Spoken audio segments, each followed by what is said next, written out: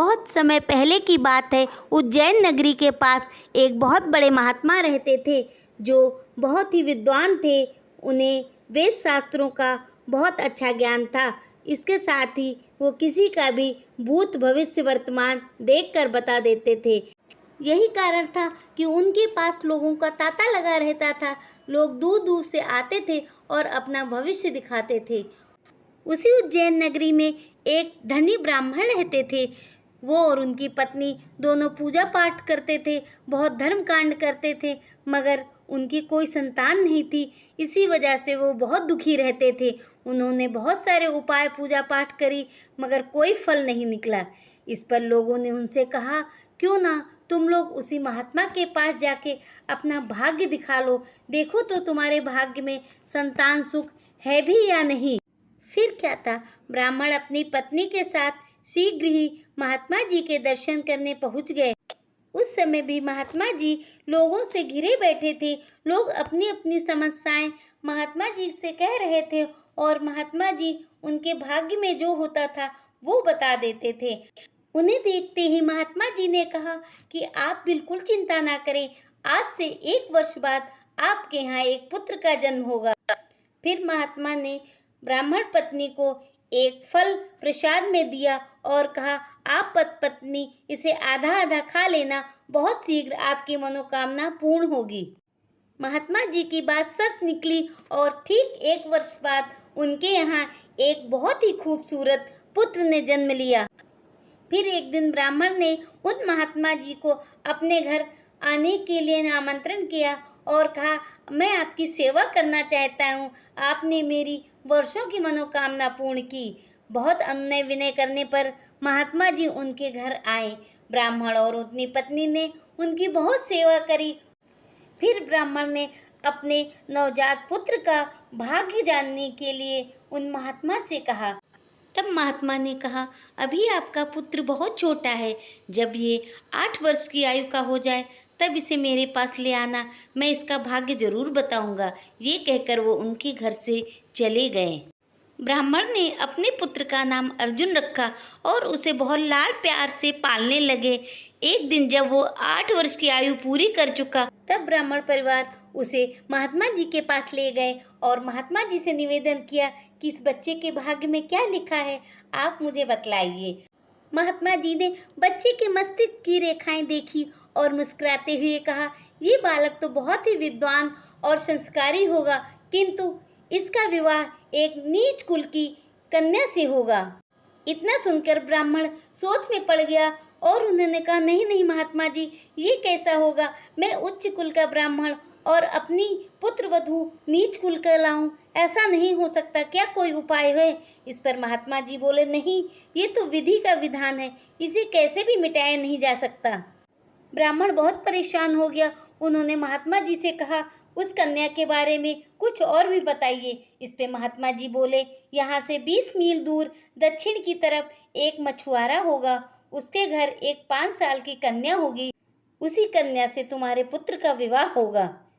ब्राह्मण बहुत दुखी हुआ और उसने सोचा, हो न हो, मैं इस विधि के विधान को जरूर बदल दूंगा, मुझे चाहे जो करना पड़े, मगर मैं नीच कुल की कन्या को अपने पुत्र की वधू कभी नहीं बनने दूंगा। यही सोचते सोचते वो महात्मा जी के बताए हुए पते की ओर चल पड़ा। जब वो वहां पे पहुंचा तो उसने देखा उस जगह पे तो वाकई एक मछुआरा परिवार रहता है।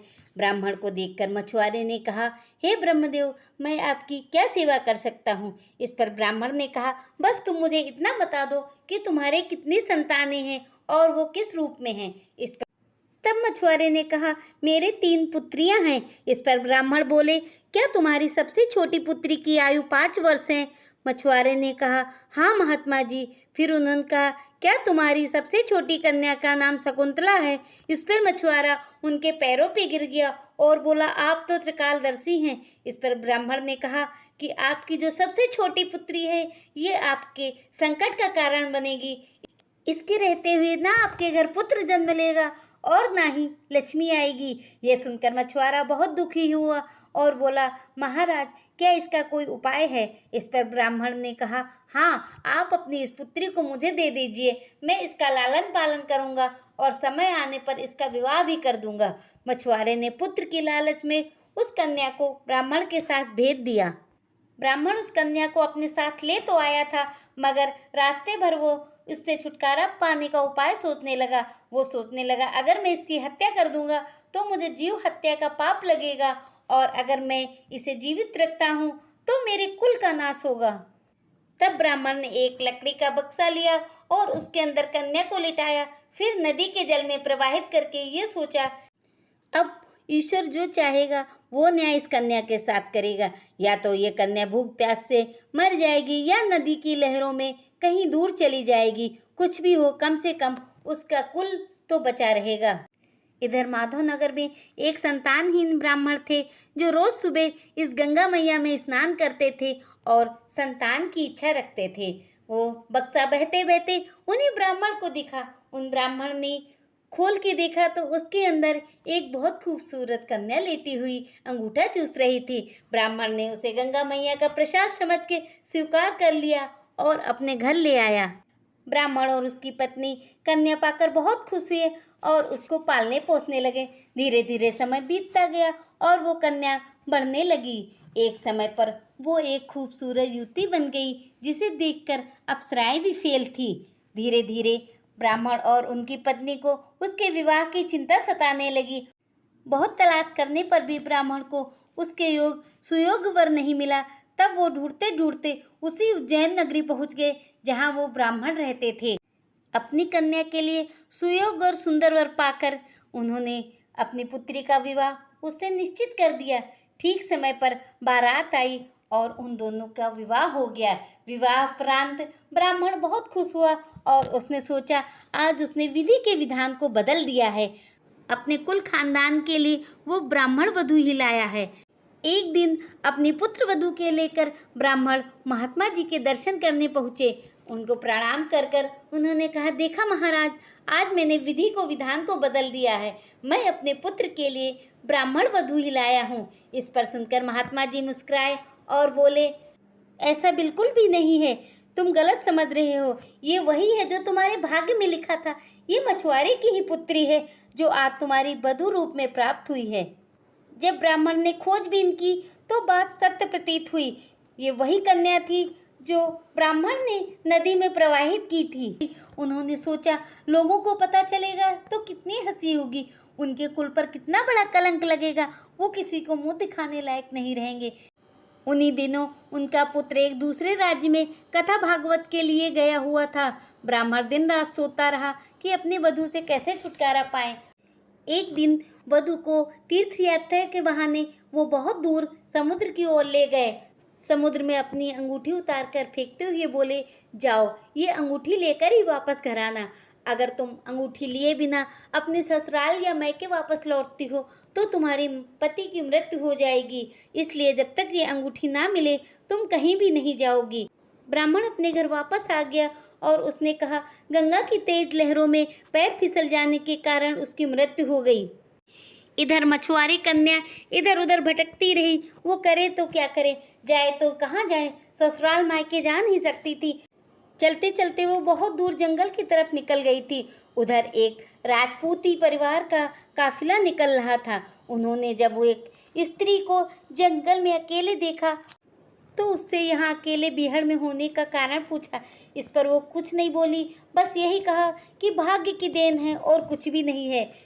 इस पर राजपूत परिवार ने उसे अपने साथ चलने को कहा। आखिर वो स्त्री करती भी क्या, जाती तो कहाँ जाती, इसलिए वो उनके साथ चली आई। राजपूत परिवार ने उन्हें खाना बनाने के लिए अपने घर रख लिया। अब उस स्त्री को एक आसरा मिल गया था। वो खुशी खुशी वहीं रहती और दिन भर खाने पीने की चीज़ें बनाती। राजपूत परिवार को मांस मछली खाना बहुत पसंद था, इसलिए उनके घर एक मछुआरा अक्सर मछलियाँ दे जाता था। वैसे तो उस स्त्री का लालन पालन एक ब्राह्मण खानदान में हुआ था, इसलिए वो मांस मछली बिल्कुल नहीं खाती थी, मगर परिवार वालों को पसंद होने के कारण वो खुशी खुशी बना देती थी। ऐसे ही जब एक दिन वो मछली काट रही थी तो उसके पेट से एक अंगूठी निकली। अंगूठी देख के वो तुरंत पहचान गई, ये अंगूठी तो उसके पिता तुल्य ससुर की है जो उन्होंने समुद्र में फेंकी थी। अंगूठी पाकर वो बहुत खुश हुई क्योंकि अब उसके पति के जीवन पे कोई संकट नहीं था। संयोग की बात ये थी, इस राजपूत परिवार की मित्रता उसी ब्राह्मण से थी जहाँ वो ब्याही गई थी, मगर ये बात वो स्त्री नहीं जानती थी। इधर ब्राह्मण पुत्र के विवाह के लिए जगह जगह से रिश्ते आने लगे। इसी में एक रिश्ता उन लोगों को बहुत पसंद आ गया, मगर इस बार ब्राह्मण बिल्कुल सचेत था। वो किसी भी प्रकार का कोई व्यवधान नहीं चाहता था। इसलिए उसने कहा कि वो इस बार कन्या को पहले देखेगा, फिर अपने पुत्र का विवाह करेगा। जब ब्राह्मण अपने पुत्र के लिए कन्या देखने जा रहा था तो उसका गांव वहीं पड़ा जहां पर राजपूत परिवार रहता था। ये देखकर ब्राह्मण बहुत खुश हुआ और उनने कहा, यहाँ तो मेरे मित्र रहते हैं, पहले मैं उन मित्र से मिलूंगा, उसके बाद आपके घर कन्या देखने जाऊंगा। ब्राह्मण के यूं अचानक पहुंचने पर राजपूत बहुत खुश हो गया। वर्षों बाद उसे अपना परम मित्र मिला था। इनकी आवभगत में लग गया और उसने स्त्री से कहा, जाओ कुछ जलपान की व्यवस्था करो, आज वर्षों बाद मेरा परम मित्र आया है। जब जलपान लेकर वो स्त्री आई तो उसे देखकर ब्राह्मण चकित रह गया। ब्राह्मण पुत्र बोला, पिताजी, आप तो कह रहे थे कि उसकी पत्नी गंगा की धारों में बह गई है, मगर ये तो जीवित है, आपने ऐसा झूठ क्यों बोला? ब्राह्मण को बहुत दुख हुआ। उन्हें अपनी गलती का पश्चाताप हुआ। उन्होंने सोचा, शायद महात्मा ने सही कहा था कि हमारे भाग्य में यही पुत्रवधू है, इसीलिए तो दो दो बार परित्याग करने के बावजूद फिर वो उसे उसी रूप में मिल जाती है। उन महात्मा ने बिल्कुल सही कहा था कि विधाता की लेखनी को कोई नहीं बदल सकता, और अंत में भाग्य का लेखा समझकर उन्होंने उसे पुत्रवधू के रूप में स्वीकार कर लिया।